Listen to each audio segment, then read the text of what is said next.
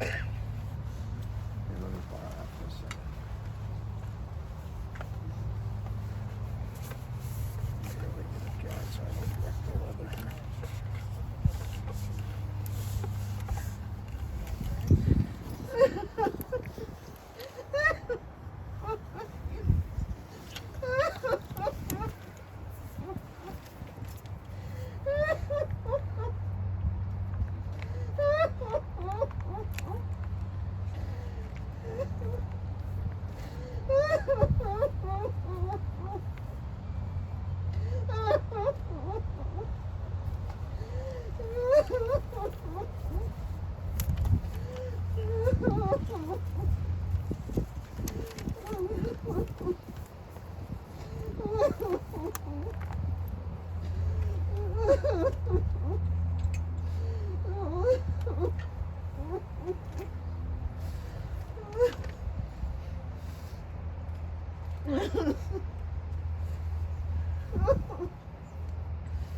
Poor mother.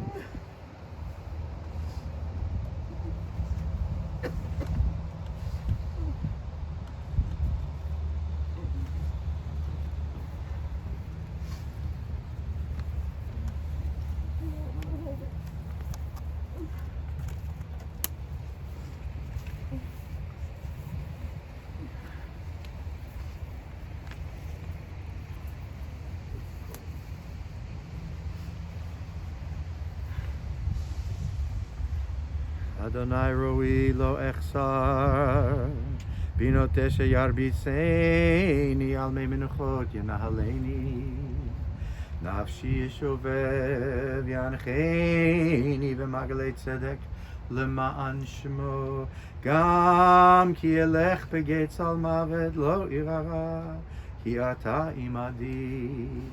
Shiftecha umishantecha, hema yanachamuni, ta'aroch lefanai shulchan, neged sogerai, dishanta v'Hashem en roshi, kosi revayach, tov v'chesed yidufuni, kol yemei chayai, v'shafti b'veit Adonai, le'orech yamin.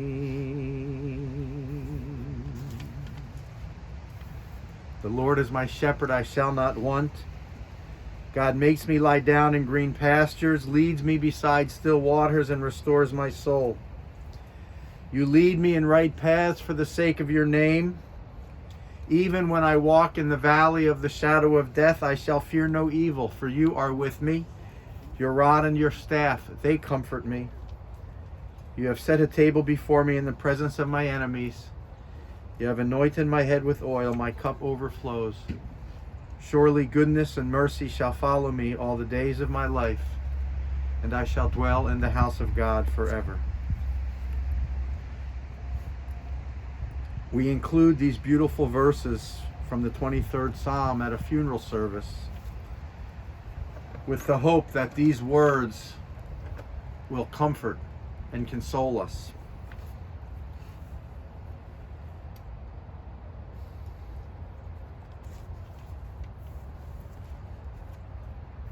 These are days of grief and tears and sadness. Death has taken Ruth, beloved mother and grandmother, beloved wife and daughter. And you, her family, Debbie and Joanne and your families. You grieve in a darkened world today. And we understand that in your silence there is sadness, in your tears, loneliness.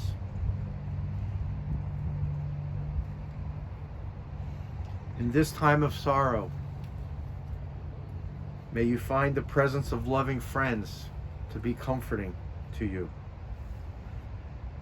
And we gather with you, both here locally and wherever we might be. We gather with you to envelop you with our love, to embrace you with our care, and to comfort you. And we gather today also to call upon God on your behalf and ask God to be with you, that you might feel God's loving presence and be comforted.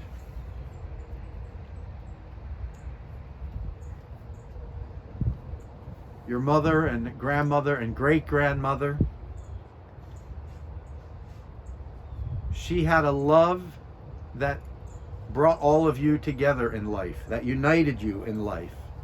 And hers is a love which does not end with her death. It continues to live on in each of you, in your heart and in your soul.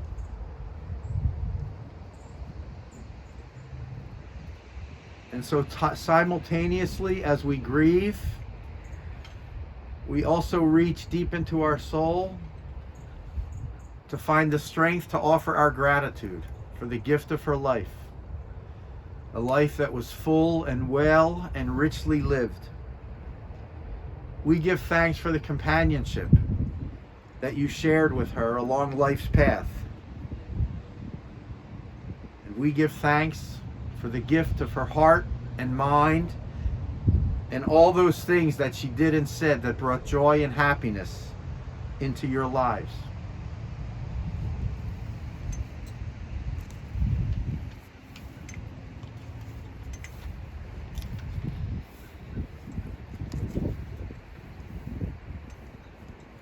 For everything there is a season, a time for every experience, a time to be born and a time to die, a time to plant and a time to uproot, a time to tear down and a time to build up, a time to weep and a time to laugh, a time to grieve and a time to dance, a time to embrace and a time to refrain from embracing, a time to seek and a time to lose, a time to keep and a time to discard, a time to tear and a time to sow, a time to keep silence and a time to speak.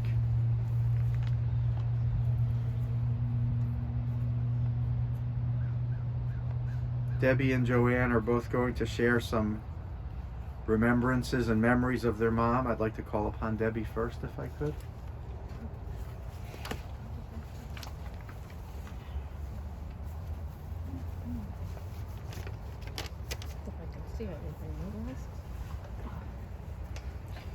Well, I'm just gonna give some happy memories, really.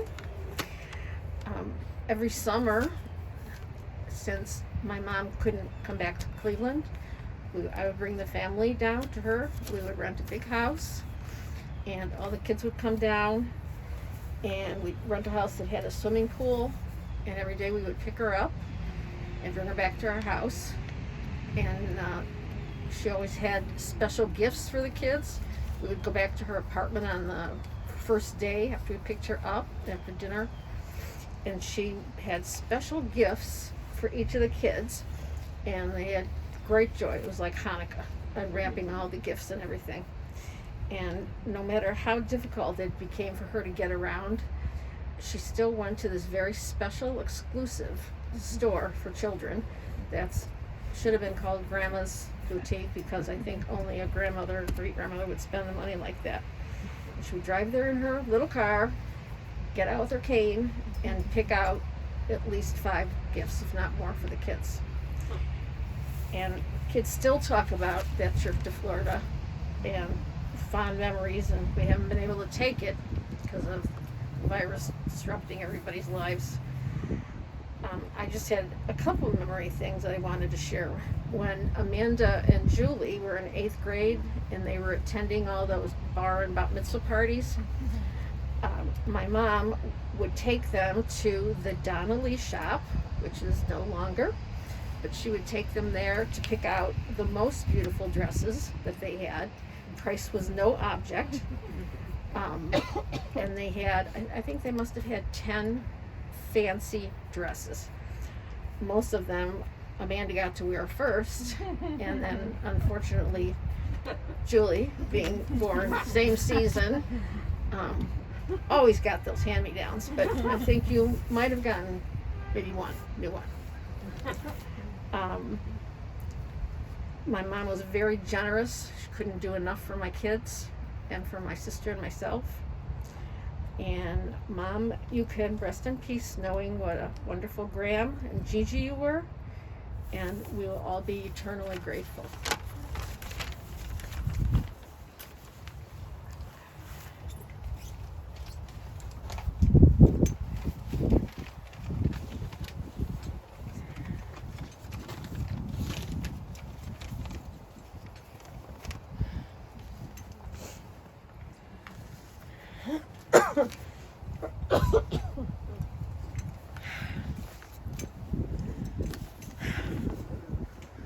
Mom, Debbie and I were so lucky to have you in our lives for 71 years and 64 years respectively. Amanda and Julie only got to have their dad in their lives for 36 years and 34 years respectively.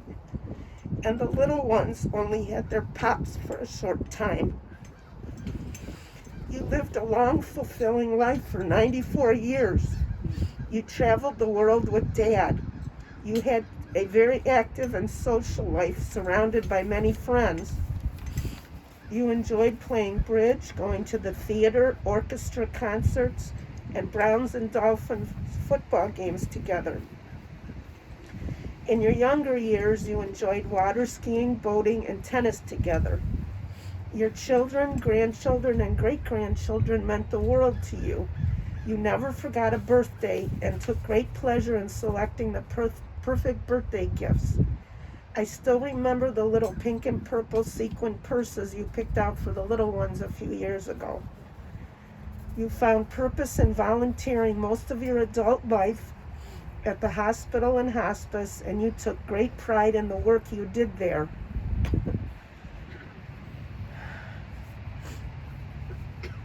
You also endured great tragedy in your 94 years of living. Your daughter Marjorie's sudden death at the age of 37 changed your life forever. You stopped believing in God, religion, and you despised attending funerals. At the age of 90, you lost Dad after 69 years of marriage and had to adjust to living on your own for the first time in your life. You told me it took a whole year to get used to living alone. Joni, Debbie, and I loved visiting you in Florida, and I will always remember how much fun we had with you going to the movies, out to eat, and shopping for your designer clothes so you could be the best-looking woman in the dining room at Stratford Court. As a matter of fact, you had us return a brand new vest with the ticket still on when you discovered 2 other women in Stratford Court had the same vest. You really loved Joni, and especially hearing about her travel adventures. I am so sorry you had to put up with so much pain and suffering these last 3 months with your declining health and your body wearing out. You finally got your wish to check out peacefully in your sleep and end your misery. At least you weren't alone. Claudia, your dear friend, held your hand, and Rose, your caregiver, was there too. As much as Debbie and I didn't want to lose you, we prayed your misery would end soon. We love you so much, and you are in our hearts forever.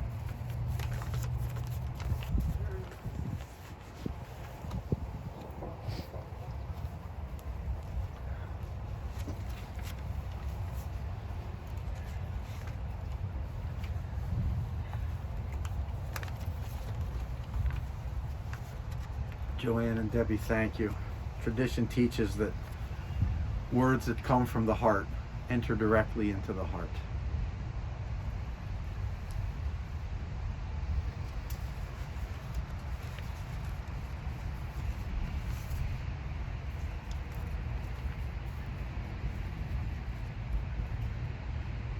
Your mother and grandmother and great-grandmother was a remarkable woman.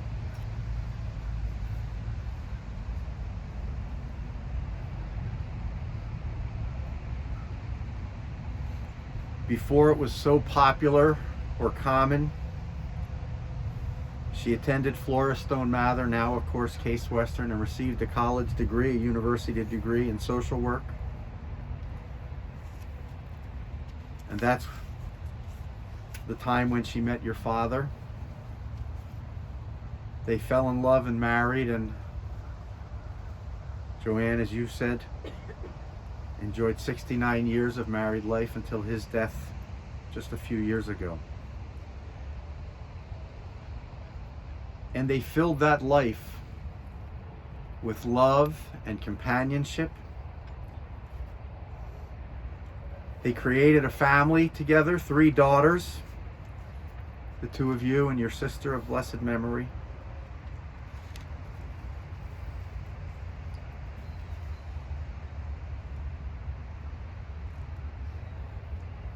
And they enjoyed over the years their grandchildren, Amanda and Julie.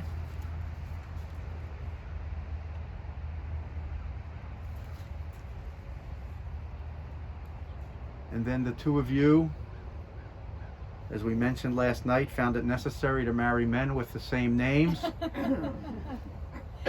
Keep it simple. And the 2 of you created and brought into this world great-grandchildren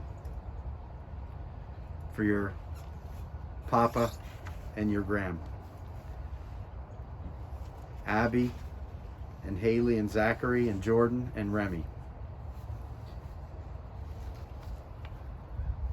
They say that children are our investment in the future, and grandchildren the dividend on that investment, and great-grandchildren must be some kind of wild compound interest.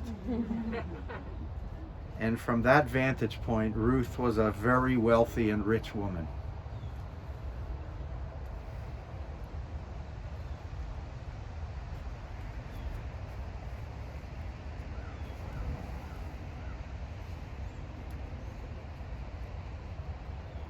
Your mother and father not only enjoyed their married years together,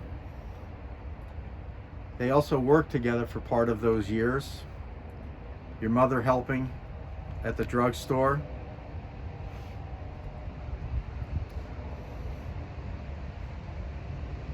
and their success gave them the opportunity to travel the world together. Whether it was cruising or traveling by land to Australia and New Zealand, to various places in Asia and throughout Europe. They traveled and they loved it and they reveled in the new experiences.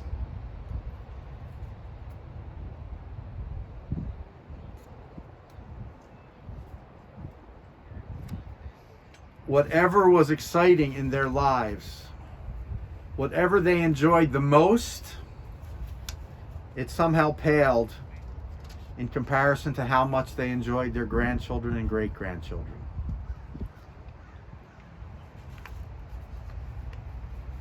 And though over the years your parents lost touch with their grandson Justin, they spoiled as best they could their granddaughters, Amanda and Julie. As you said, Joanne, buying them just the right gift for a birthday or some other occasion.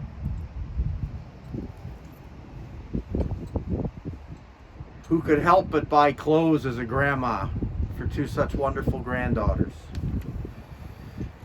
But along with spoiling you, because that's what grandparents are supposed to do, they also introduced you to culture and to arts, taking you to New York and to Broadway. They went on an annual trip. Some of them you were included in, whether that trip or a second trip to New York for them. They took you to Broadway shows. They took you out to fine restaurants, as you said, Julie, to teach you good manners, that you should appreciate what it meant to get dressed up and go to a nice restaurant and then to a Broadway show. And you and your sister remember also in a simpler time when you were little, your parents putting you on a plane to fly down to Florida unaccompanied except with each other. And then Papa would be right at the gate. As you said, it's when you could still get back to the gate without security clearance.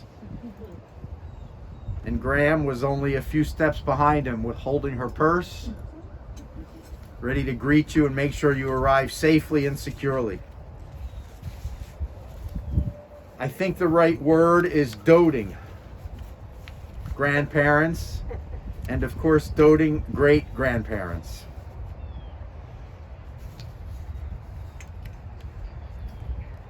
And all of you, children, daughters, grandchildren, you remember a week in Chautauqua every summer?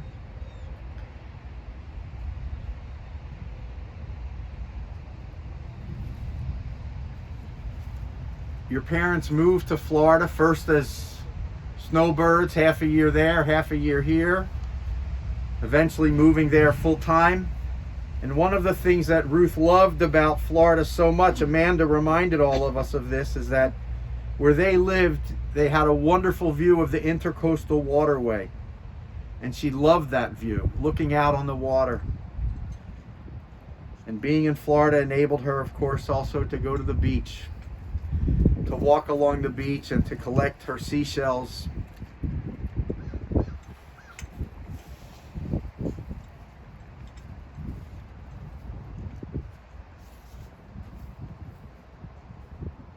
She will be remembered as health conscious, taking good care of herself, staying active her whole life.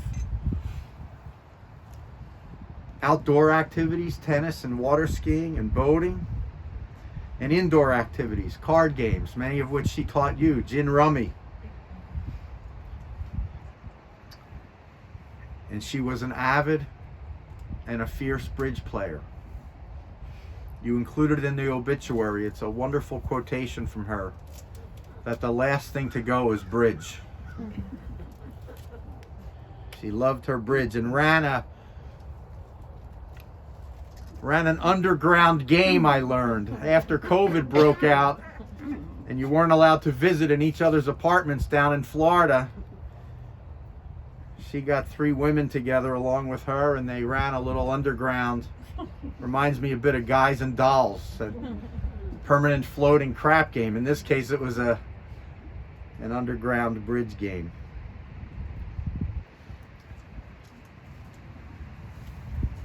The last few months have not been easy. They weren't easy for Ruth, and she knew it, and that made it even harder. It wasn't easy for you, who couldn't go down to visit.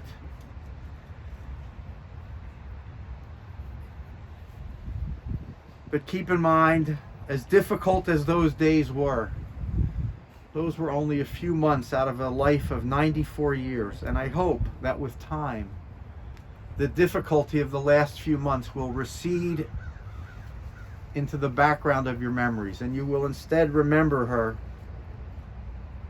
in the fullness of life, with all the vivaciousness she had,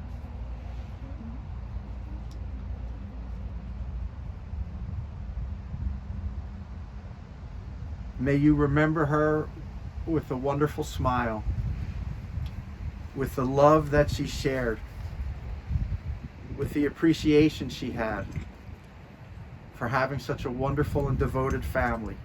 Values that she taught you, not by telling you to be devoted and loyal, but by living that way and demonstrating that for you every day.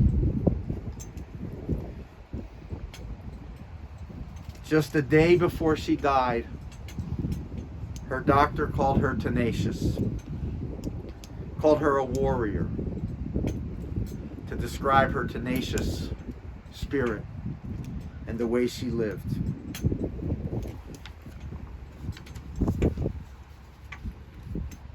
She was a remarkably strong woman.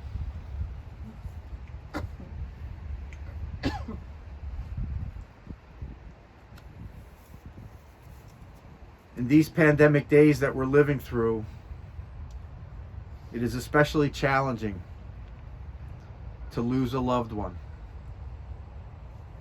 We can't have a funeral with all the family and friends gathered together as we normally would. That's hard all by itself. But even harder is the absence of a shiva. When you would be embraced, literally and figuratively, you would be embraced by family, by each other, by friends who would comfort you, who would hug you, and who would be with you. And so to those who may be watching this on YouTube, I ask you to reach out to Joanne and to Debbie, to Amanda and Julie. Reach out to them in the coming days and weeks. Make contact with them and be with them in whatever way you are able to be with them. Share your soul with their soul. It will be comforting and healing.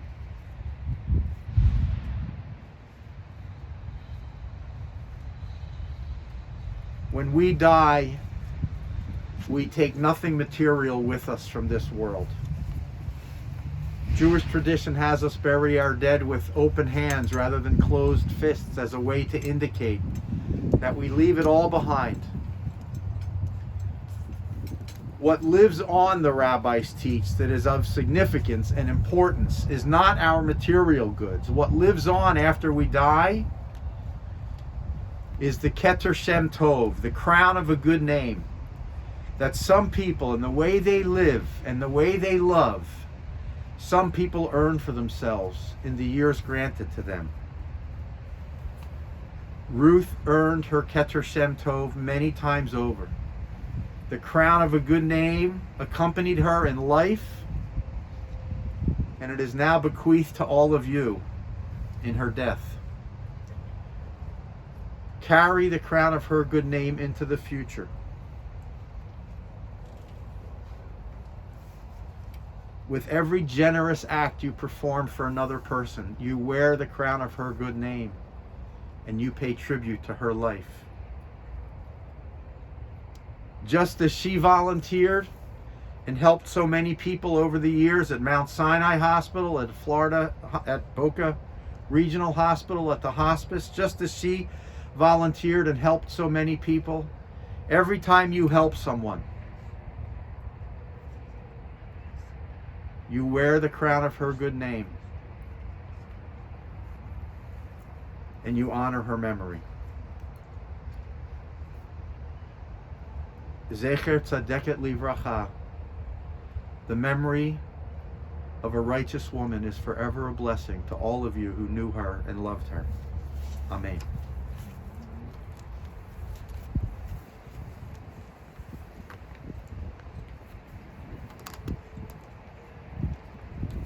El malei rachamim,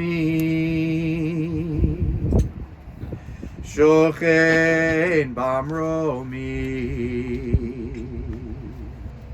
hamtzei menucha nechona, tachat kanfei hashchina, im kedoshim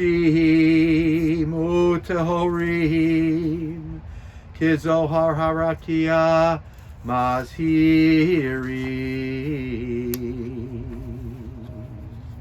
et nishmata Ruth shehalcha leolama began eden tehei menuchata ana bal harachamim astireu beseter kanafecha leolamim Vayitzror bitrachayim et nishmata Adonai hu nachalata v'tanuach b'shalom al mishkava v'nomar Amen.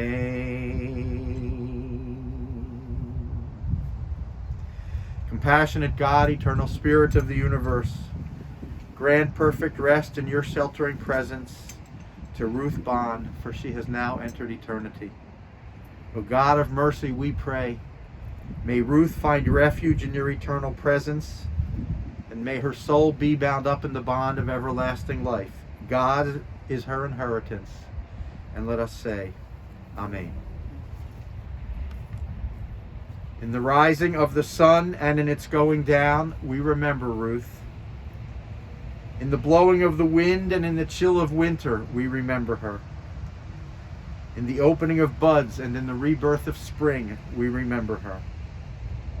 In the rustling of leaves and in the beauty of autumn, we remember her. In the beginning of the year and when it ends, we remember her. When we are weary and in need of strength, we remember her. When we are lost and sick at heart, we remember her. When we have joys we yearn to share, we remember her. So long as we live, we shall always remember her.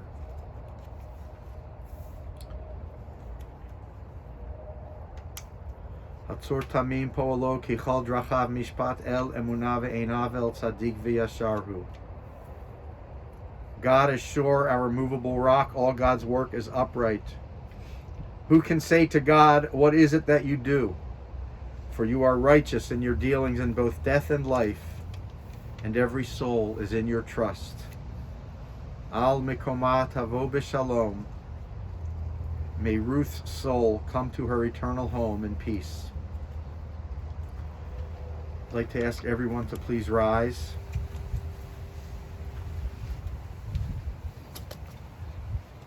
We'll conclude our service by reciting Mourner's Kaddish together. Following the Mourner's Kaddish, I'm going to ask the family and then everyone else who wishes to approach the grave and to take a shovelful of earth and place it into the grave. This is in fulfillment of the mitzvah of Chesed Shel Emet, the final kindness that we can perform for one we love. Judaism recognizes that this is the most difficult commandment to perform, but it calls upon us to do so that we might honor those we love by involving ourselves in their burial. And so after the Kaddish, we'll have Gesundheit. We'll have the family begin, and then those who wish fulfill this mitzvah. Mourner's Kaddish. Yitkadal v'yitkadash shemei Rabbah, v'yalma divrach cherutei v'yamlich malchutei, v'chayechon u'v'yomechon u'v'chayei dechal beit Yisrael, v'agala u'vizman kari v'imru amen. Yehei shmei Rabbah mevarach leolam ulomei omaya. Yitbarach v'yishtabach v'yitpa'ar v'yitromam v'yitnaseh. V'yitadar v'yitalev v'yitalal shemei dekudasha barichu. Leila min kol birchata v'shirata tushbechata v'nechemata da'amiran bi'alma v'imru amen.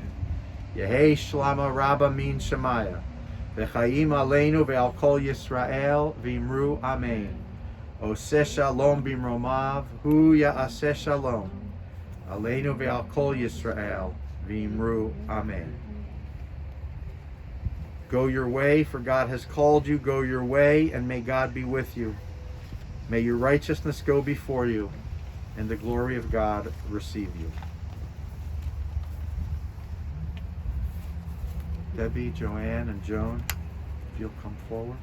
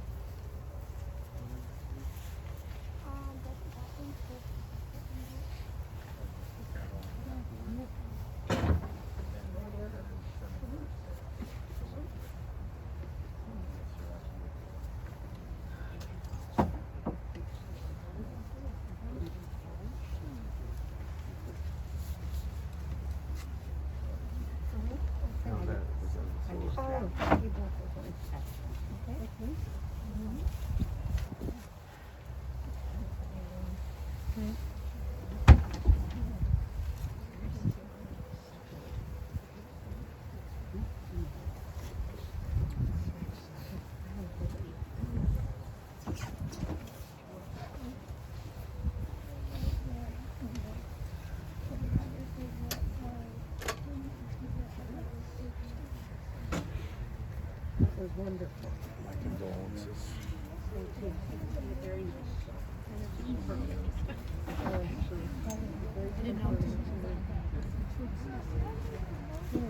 Been better.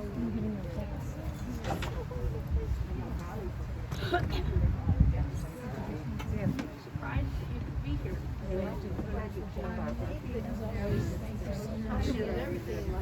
Hi, Bart. Yeah, really. Marilyn.